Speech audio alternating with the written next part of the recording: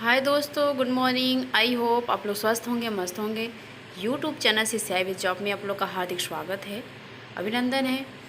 जैसा कि आप लोग जानते हैं, आज का जो टॉपिक है, जो सीरीज़ है, आज हम डीएसएसबी, पीजीटी, टीजीटी सभी ईयर्स के इंक्लूड क्वेश्चन लाए हैं, जो कि आपके लिए बेनिफिशियल होगा। डीएसएसबी का पेपर होने वाला है जो डोमेस्टिक साइंस है। इसका जो डेट आया है इसकी वेबसाइट पे 7 जुलाई को है इसका पेपर।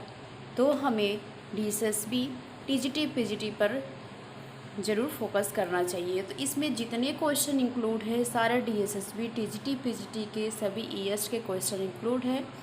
तो क्वेश्चन इस वीडियो में आप लोग शुरू से अंत तक जरूर बने रहिएगा और अपने दोस्तों तक शेयर ज़रूर कीजिएगा। चैनल पसंद आए तो लाइक, सब्सक्राइब, शेयर ज़रूर कीजिएगा। चलते हैं क्वेश्चन की ओर।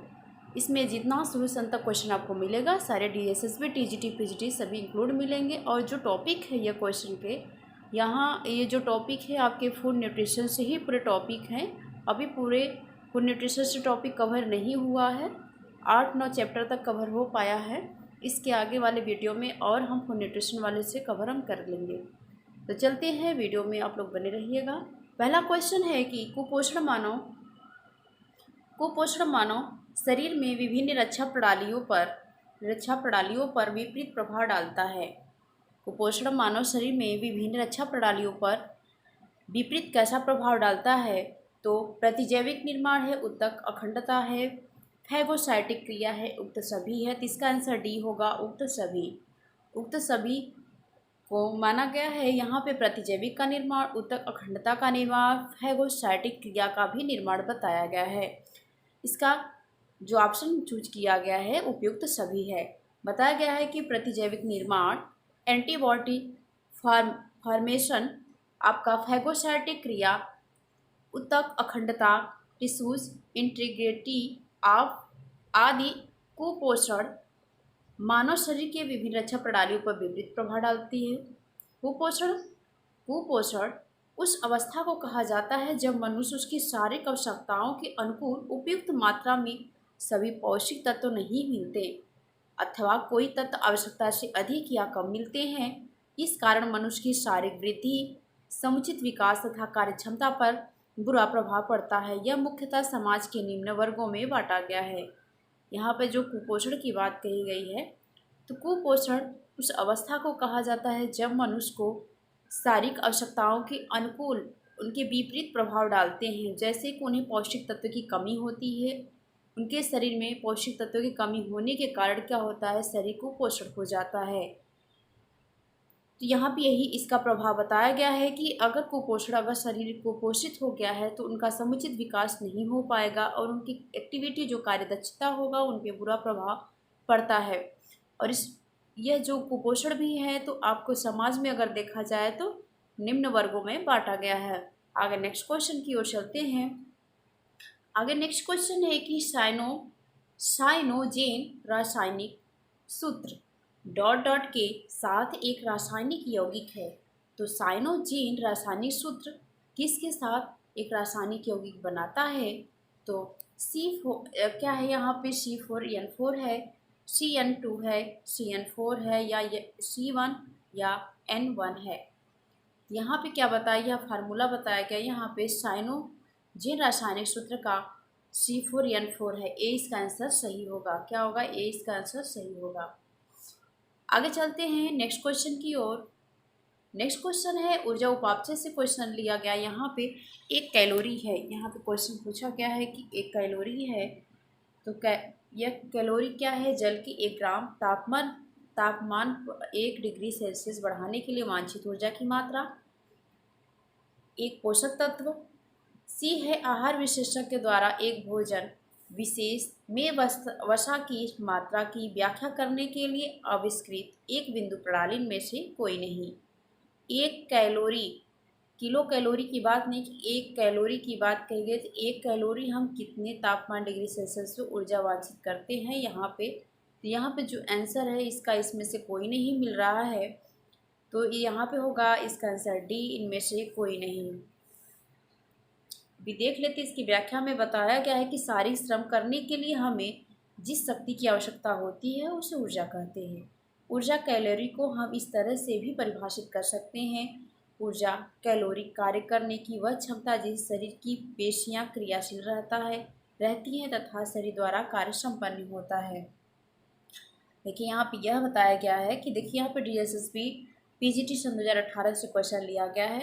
यहाँ पे यह बताया गया है कि जो हमारी शारीरिक श्रम है, जो हमारी शारीरिक शक्ति है, हमारे लिए वह शक्ति एक आवश्यकता है।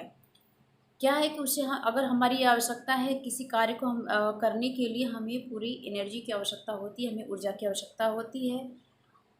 तो हम क्या करेंगे, हम जब हमारे शरीर के अंदर एनर्जी या ऊर्जा रहेगी तभी हम किसी कार्य में दक्षता हो पाएंगे।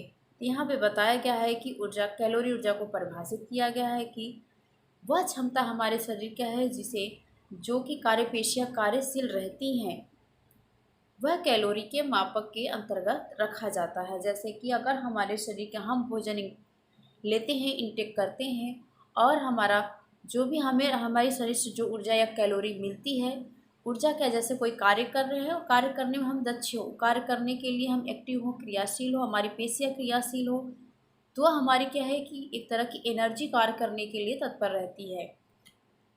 यह बताया गया है कि इसमें कि जो हमारा कार्य संपन्न होता है एक ऊर्जा के द्वारा ही कार्य संपन्न होता है।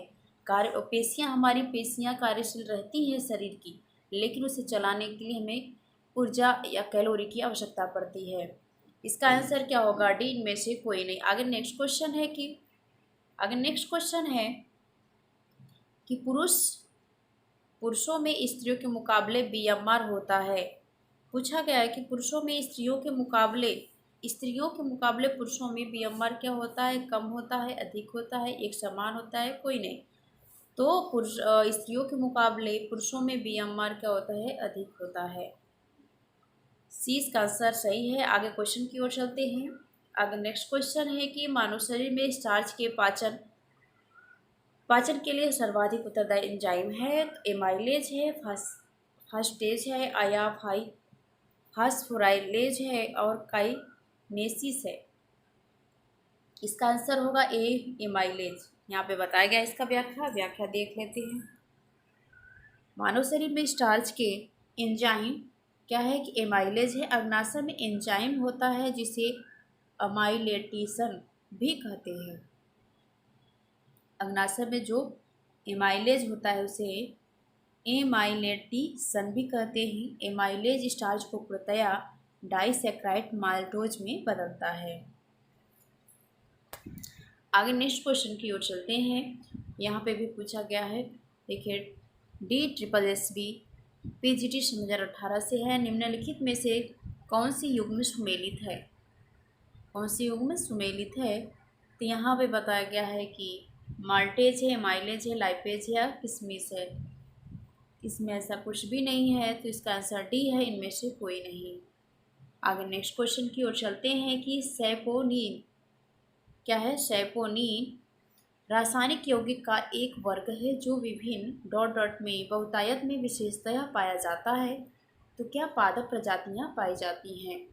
इसके बारे में इसकी व्याख्या देख लेते हैं कि सैपोनीन रासायनिक यौगिक का एक वर्ग है जो विभिन्न पादप प्रजातियों में बहुतायत विशेषता पाया जाता है। सैपोनीन जैव समाज के यौगिक का एक वर्ग है जो पौधे के साम्राज्य में विशेष रूप से बहुतायत में पाए जाते हैं, मतलब अधिकता में पाए जाते हैं। विशेष रूप से वे स्वाभाविक रूप से साबुन जैसे क्रोमिंग द्वारा वर्णित ग्लाइकोसाइड होते हैं। नतीजन है कि जली घोल में हिलाए जाने पर फोम बनाते हैं। आगे नेक्स्ट क्वेश्चन की ओर चलते हैं कि ग्लाइकोप्रोटीन कार्बोहाइड्रेट के एक चर संगठन सहित जैव रासायनिक दृष्टि से महत्वपूर्ण यौगिक हैं। इसका समूह है, तो कैसा समूह है? तो 1 से 80% का समूह है। ग्लाइकोप्रोटीन 1 से 80%, कार्बोहाइड्रेट एक चर संगठन कंपाउंड सहित जैविक रासायनिक दृष्टि से महत्वपूर्ण यौगिकों का समूह है। इसका आंसर बी होगा। आगे नेक्स्ट क्वेश्चन की ओर चलते हैं। यहाँ पे बताया गया है कि माइकोपॉलीसैकेराइड के साथ संयोजन में प्रोटीओग्लाइकन्स के रूप में पाए जाते हैं, तो कार्बोहाइड्रेट पाए जाते हैं। ए इसका आंसर सही होगा। आगे नेक्स्ट क्वेश्चन की ओर चलते हैं। आगे नेक्स्ट क्वेश्चन है कि यूरिल अम्ल है, यूरिल एक अम्ल है, अम्ल एक डॉट डॉट है, क्या है? वसा अम्ल है, लिपिड है, प्यूरिन है, लाइपोसोम है। तो इसका आंसर होगा प्यूरिन है। नेक्स्ट क्वेश्चन है कि कैल्सिटोनिन डॉट डॉट अमीनो अम्लों की संख्या वाला एक पेप्टाइड है। कैल्सिटोनिन अमीनो अम्लों संख्या वाला एक पेप्टाइड है। तो कैसा पेप्टाइड है? तो 8 पेप्टाइड से मिलकर बना है। देखिए कैल्सिटोनिन 8 अमीनो अम्ल की संख्या वाला एक पेप्टाइड बॉन्ड बनाता है। आगे चलते हैं आगे क्वेश्चन की ओर। आगे क्वेश्चन है कि डोपामाइन निम्नलिखित में से किस अमीनो अम्ल द्वारा संश्लेषित की जाती है? तो मिथियोनाइन यहाँ पे बताया गया है, मिथियोनाइन के द्वारा संश्लेषित की जाती है। डोपामाइन निम्नलिखित में से मिथियोनाइन अमीनो अम्ल द्वारा संश्लेषित की जाती है। प्रोटीन 20 अमीनो अम्ल के भिन्न भिन्न संयोजित शामिल होते हैं। 20 अमीनो अम्ल होते हैं जो कि 10 आवश्यक होते हैं, जो 10 अनावश्यक होते हैं। तो जो आवश्यक होते हैं अमीनो अम्ल हमारे लिए, तो हम क्या करते हैं, हम उसे इनटेक करते हैं, बाहरी लेते हैं, और जो अनावश्यक होते हैं वो हमारी शरीर क्या होता है, वो स्रावित करता है अमीनो अम्ल। आगे क्वेश्चन की ओर चलते हैं कि गर्भावस्था के दौरान संश्लेषित कुछ प्रोटीन है। 900 ग्राम, 700 ग्राम, 1200 ग्राम, 1500 ग्राम। इसका आंसर होगा 700 ग्राम। 20 का आंसर सही होगा। गर्भावस्था के दौरान संश्लेषित कुल प्रोटीन 700 ग्राम लेना चाहिए। यहाँ पे इसकी व्याख्या देख लेते हैं। गर्भावस्था के दौरान संश्लेषित कुल प्रोटीन 700 ग्राम है। प्रोटीन गर्भकाल में गर्भिणी को सामान्यतः स्त्री की अपेक्षा अधिक प्रोटीन की आवश्यकता होती है। गर्भस्थ शिशु के शरीर निर्माण, गर्भिणी के शरीर में ऊतकों, टूट-फूट की मरम्मत एवं नए तंतुओं के निर्माण के लिए प्रोटीन नितांत आवश्यक है।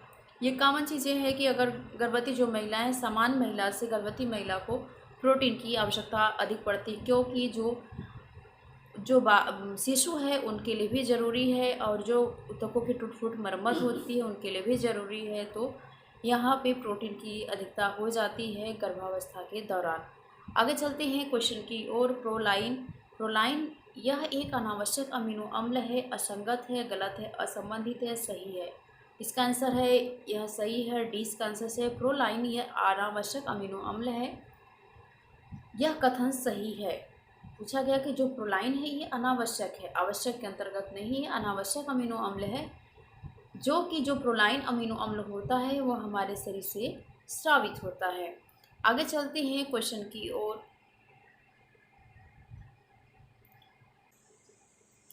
आगे नेक्स्ट क्वेश्चन है कि प्रकृति में पाए जाने वाले प्रोटीन से उत्पाद किया जाने वाला रेशा कौन सा है? तो कौन सा रेशा है? ये नाइट्रिल रेशा है। ये क्या है, यहाँ पे DSSP TGT 2014 में क्वेश्चन पूछा गया है। प्रकृति में पाए जाने वाला प्रोटीन से उत्पाद किया जाने वाला रेशा नाइट्रिल है।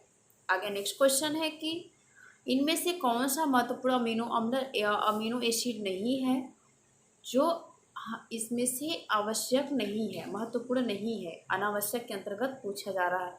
तो कौन सा है? तो ग्लाइसिन है। ग्लाइसिन क्या है? यह महत्वपूर्ण अमीनो एसिड नहीं है।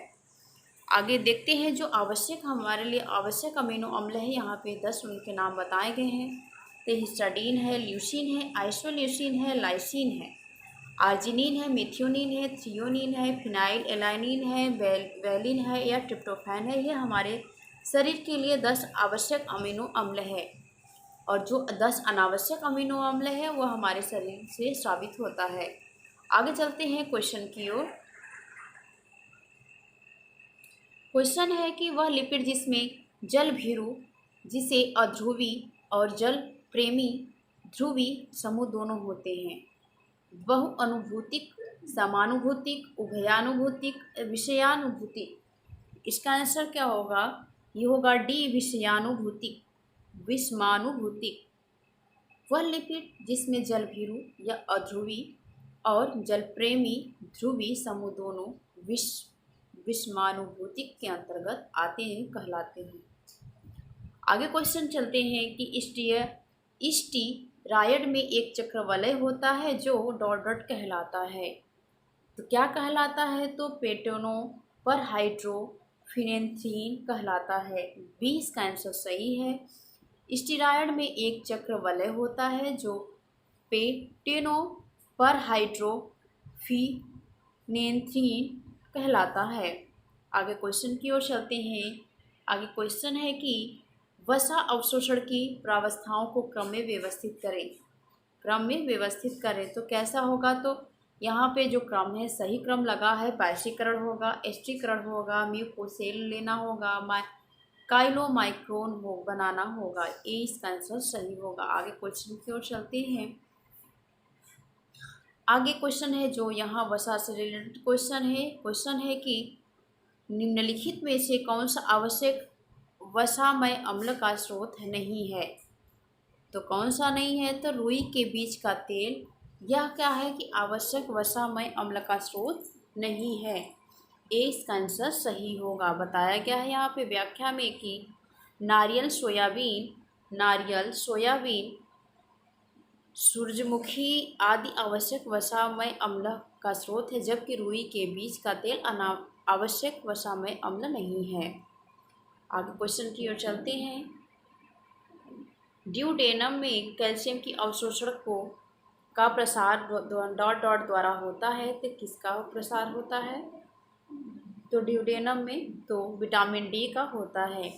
ड्यूडेनम में से कैल्शियम के अवशोषण का प्रसार विटामिन डी द्वारा होता है। विटामिन डी का रासायनिक नाम कैल्सीफिराल है। विटामिन डी का रासायनिक नाम कैल्सीफिराल है। यह विटामिन वसा में घुलनशील है। सूर्य की किरणें त्वचा में उपस्थित एर्गिस्ट्रॉल को विटामिन डी में परिवर्तित कर देता है। यह विटामिन शरीर की हड्डियों को मजबूती प्रदान करने के लिए आवश्यक है। इसकी कमी से बच्चे में रिकेट्स हो जाता है, बड़ों में ऑस्टियोमलेशिया हो जाता है तथा प्रौढ़ों में ऑस्टियोपोरोसिस हो जाता है। इस विटामिन का स्रोत मक्खन, घी, अंडे, मछली का आदि तेल है। देखिए, हमारे शरीर में जब विटामिन डी की कमी होती है तो 3 अवस्थाओं में बढ़ जाता है। जो बच्चों में जो रोग होता है वह रिकेट्स होता है, जिसे सूखा रोग कहते हैं। प्रौढ़ों में क्या होता है? उसे ऑस्टियोमलेशिया कहते हैं। और जो वृद्धों में होता है, जो विटामिन डी की कमी से ऑस्टियोपोरोसिस कहते हैं। इसके जो विटामिन डी के स्रोत हैं, मक्खन है, घी है, अंडे हैं, मछली है, तेल है आदि हमें विटामिन डी के स्रोत बताए गए हैं। विटामिन डी के रासायनिक जो नाम है कैल्सीफिराल यहाँ पे दिया गया है। आगे क्वेश्चन की ओर चलते हैं। आगे क्वेश्चन यहाँ विटामिन से है कि निम्नलिखित में से किस भोजन में विटामिन ए बहुतायत में पाया जाता है? तो गाजर क्या होता है? जिसमें कैरोटीनॉयड होता है, तो इसमें विटामिन ए सबसे ज़्यादा पाया जाता है। भोजन विटामिन ए बहुतायत में पाया जाता है। विटामिन ए केवल भोज्य पदार्थों में पाया जाता है, प्राणिज भोज्य पदार्थों में पाया जाता है। वनस्पति भोज्य पदार्थों में कैरोटीनॉयड होता है, शरीर में जाकर विटामिन ए में परिवर्तित हो जाता है, इसलिए कैरोटीनॉयड का विटामिन ए भी कहते हैं। आगे क्वेश्चन की ओर चलते हैं कि धातुओं में विटामिन ए की मात्रा डॉट डॉट के रूप में परिकलित की जाती है। तो क्या होगा? इसका आंसर सी होगा, रेटिनॉल गुणे 0.25। यहाँ पे DSSB PGT 2018 में क्वेश्चन पूछा गया है। यहाँ पे बताया गया है कि धातुओं में विटामिन ए की मात्रा रेटिनॉल के रूप में परिकल्पित की गई है। आगे नेक्स्ट क्वेश्चन है कि चल देखते हैं क्वेश्चन, इनमें से कौन सा रक्तस्रावी विरोधी विटामिन है? तो वह कौन सा रक्तस्रावी विरोधी विटामिन है? Vitamin A, vitamin E, vitamin B1, vitamin के। इसका आंसर विटामिन के। जब रक्त बहता है तो विटामिन के ही क्या करता है? रक्त का जमाने का काम करता है, ब्लड को रोकने का काम करता है। तो यह क्या है? एक महत्वपूर्ण विटामिन भूमिका निभाता है। रक्त में प्रोथ्रोम्बिन होता है। प्रोथ्रोम्बिन रक्त जमाने के लिए अत्यावश्यक है। इसका निर्माण विटामिन के ही द्वारा होता है। रक्त जमने में प्रोथ्रोम्बिन और थ्रोम्बिन में बदलना आवश्यक है। जब रक्त का जमा होता है तो प्रोथ्रोम्बिन का थ्रोम्बिन में बदलना आवश्यक है, तभी हमारा क्या होता है? ब्लड बंद हो जाता है या ब्लड का थक्का जम जाता है।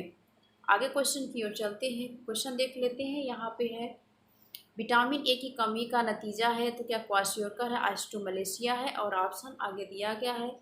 यहाँ पे दिया गया है पेजेंट की बीमारी या कैरोटोमलेशिया, इसका आंसर होगा कैरोटोमलेशिया, डी इसका आंसर बताया गया है। यहाँ पे बताया गया है कि विटामिनों की सबसे पहले विटामिन ए की खोज की गई थी। विटामिन में जब खोज किया गया था तो विटामिन ए का खोज किया गया था।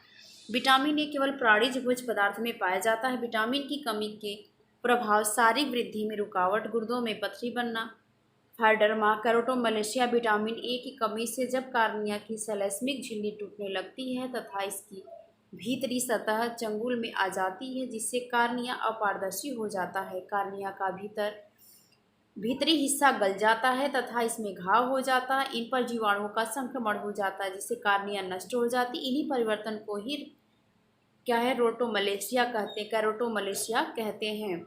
यह नतीजा होता है कि व्यक्ति के सदा के लिए वो अंधा हो जाता है। यह किसके कमी से होता है? विटामिन ए की कमी से होता है। आगे चलते हैं आगे क्वेश्चन की ओर। आगे क्वेश्चन है कि पोटेशियम की प्लाज्मा सांद्रता है, तो इसका आंसर सी होगा। 1.2 से लेकर 5.0 यहाँ पे बताया गया है। प्लाज्मा 1.2 से 5.0 बताया गया। यहाँ पे पोटेशियम लगभग सभी खाद्य वर्गों में मिलता है। यह कोशिका में होने वाले अनेकों अभिक्रियाओं के साथ साथ शरीर में विद्युत अपघटन संतुलन को बनाए रखने के लिए आवश्यक है। आगे क्वेश्चन की ओर चलते हैं कि आयोडाइड के 10 ग्राम से माइक्रोग्राम आयोडीन मिलता है। ये जो है ये माइक्रोग्राम का सिंबल है।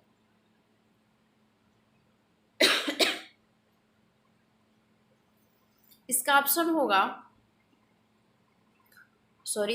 होगा कि डी 120। आयोडाइड के 10 ग्राम से हमें 120 क्या है माइक्रोग्राम आयोडीन मिलता है। यहाँ पे बताया गया है कि 10 ग्राम से 120 माइक्रोग्राम आयोडीन मिलता है। आयोडीन थायराइड ग्रंथि हार्मोन थायरॉक्सिन का एक मुख्य अंश है। एक वयस्क में 26 ग्राम वजन की थायराइड ग्रंथि होती है और उसमें आयोडीन की कुल मात्रा 10 मिलीग्राम होती है। इसकी कमी से गलकंठ नामक घेंगा या जिससे गलकंठ नामक रोग हो जाता है। आगे क्वेश्चन की ओर चलते हैं। आगे क्वेश्चन है कि वह युक्ति जो सोडियम, पोटेशियम और कैल्शियम जैसे कुछ धातु आयनों की सांद्रता को निर्धारित करने के लिए जैव रासायनिक विश्लेषण में प्रयुक्त होती है, तो इसका आंसर क्या? कोई ऑप्शन देखते हैं क्या है।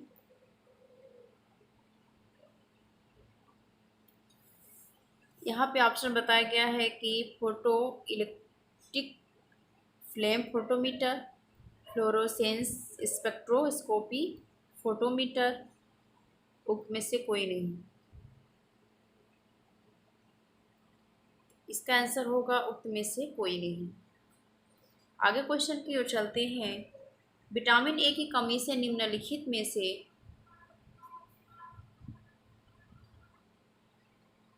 कौन सा नहीं होता है?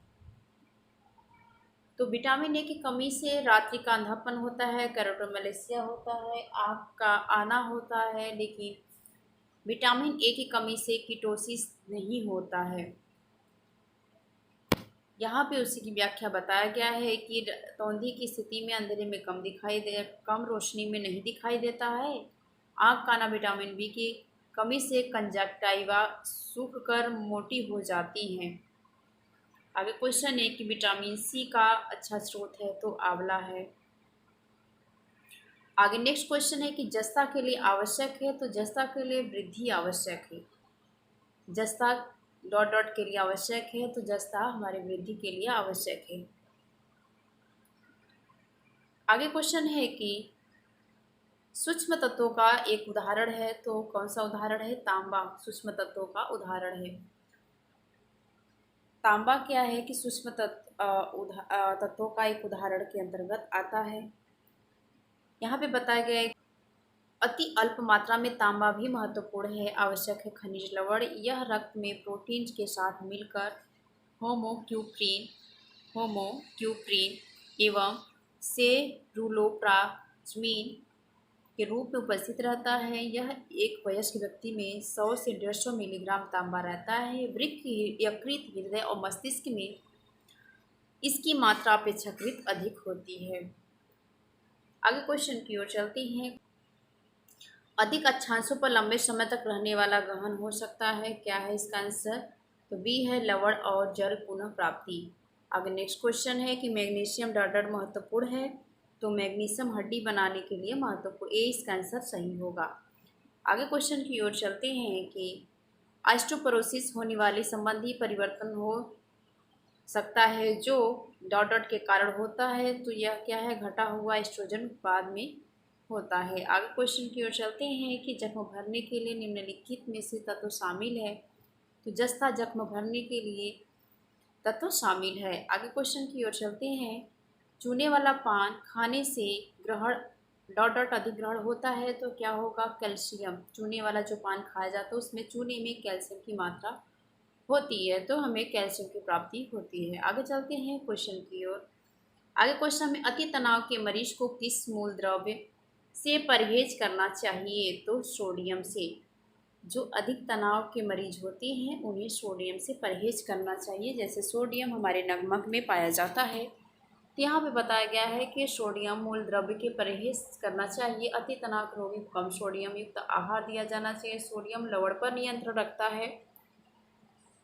ऊपर से नमक लेकर खाना पूर्णतः वर्जित है। दाल, सब्जी एवं सलाद में नमक का प्रयोग नहीं किया जाना चाहिए।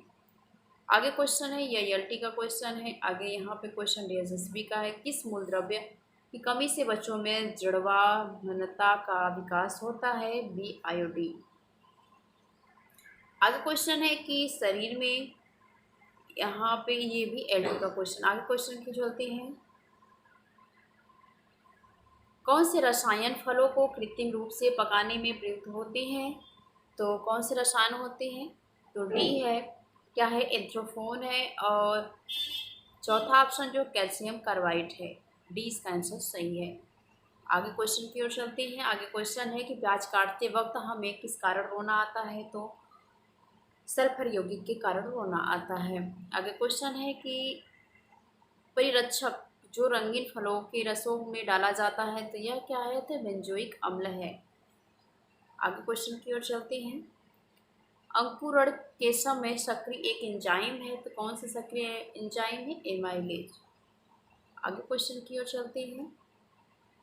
लहसुन में कौन सा तत्व भरपूर होता है? तो फ्लेवोनाइड जो होता है लहसुन में, यह तत्व भरपूर मात्रा में पाया जाता है। इसकी व्याख्या देख लेते हैं। लहसुन में फ्लेवोनाइड तत्व भरपूर मात्रा में पाया जाता है। ये सफ़ेद रंग की सब्जियों में आलू, गोभी, लहसुन, प्याज आदि में पाया जाता है तथा ताप व अम्लीय वातावरण के अप्रभावित रहता है, किंतु क्षारीय वातावरण में पीला रंग ग्रहण कर लेता है। आज के लिए इतना ही। आई होप आप लोग को वीडियो पसंद आया होगा, तो प्लीज़ वीडियो को लाइक, सब्सक्राइब, शेयर जरूर कीजिएगा। और इससे रिलेटेड जो फूड न्यूट्रिशन जो हमारा टॉपिक है, जो सब्जेक्ट है, उससे रिलेटेड हम सारे और क्वेश्चन इंक्लूड करेंगे। अभी हम इसमें सारे मिलाकर 9 चैप्टर कंप्लीट किए हैं, अभी और है तो उसे भी इंक्लूड करेंगे। और हम क्या करते हैं, सब्जेक्ट वाइज लेकर चलेंगे। अभी तो न्यूट्रिशन को क्लिक किए हैं, फिर उसके बाद आपका टेक्सटाइल होगा, चाइल्ड डेवलपमेंट होगा, फिजियोलॉजी होगा, तो इसमें सभी थोड़े थोड़े जो भी है डीएसपी क्वेश्चन अलग से इंक्लूड किए जाएंगे। तो वीडियो जहाँ तक हो सके शेयर कीजिएगा, लाइक नहीं किए तो लाइक कीजिएगा, सब्सक्राइब कीजिएगा। Thanks for watching.